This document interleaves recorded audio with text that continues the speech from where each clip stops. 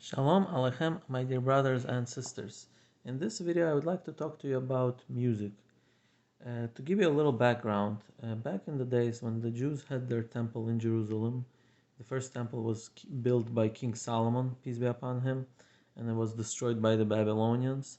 And then the second temple was built in charge by the prophet Ezra, peace be upon him, and then it was later destroyed by the Romans. And so in the temple itself, there was music. In fact, the Levites played music with the instruments and they sang praises to God. In fact, that's what the Torah tells us, that Levites should be playing music. That's part of their jobs in the temple, is to actually play music in the temple. However, after the temple was destroyed, the rabbis made a decree that as a sign of mourning, Jews should not listen to music. This is a sign of mourning, a sign of being upset.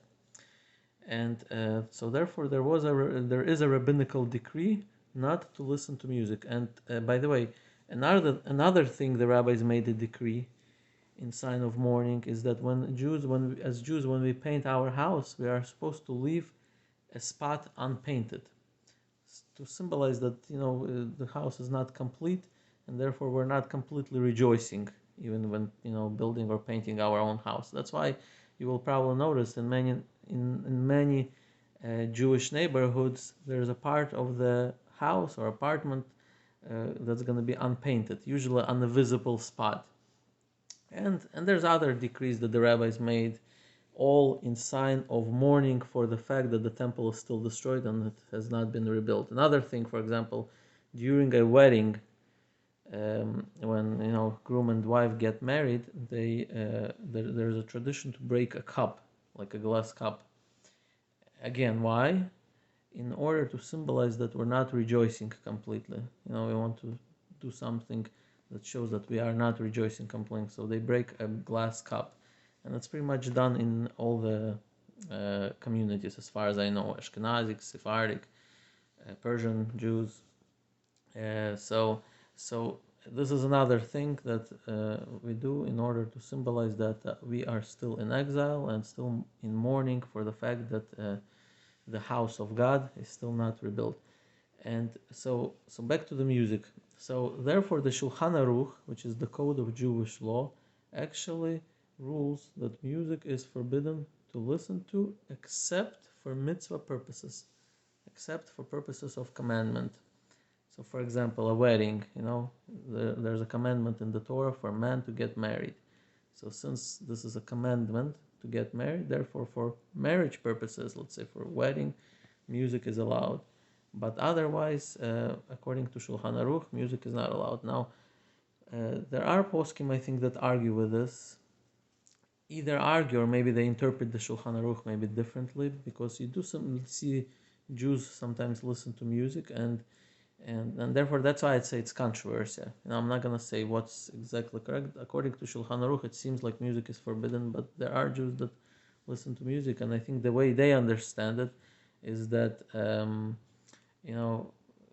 if a person, let's say, gets, I think I could be wrong about this, but I think that's the way I understand it.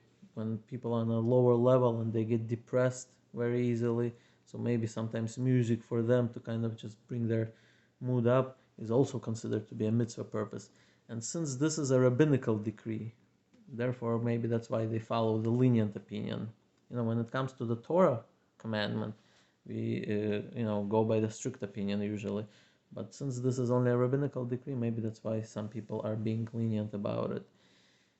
But in places like wedding, everybody would pretty much agree that music is okay.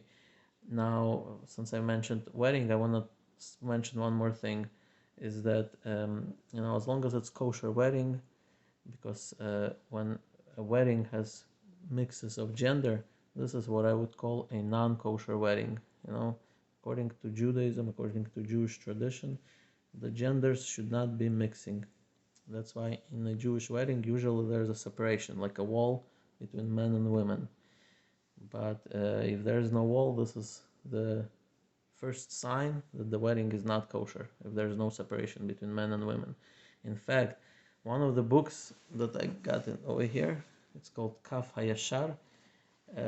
He says strong words. He says when men and women are dancing together and they seem to be rejoicing, they don't realize that the Satan, together with the demons, are dancing right in front of them.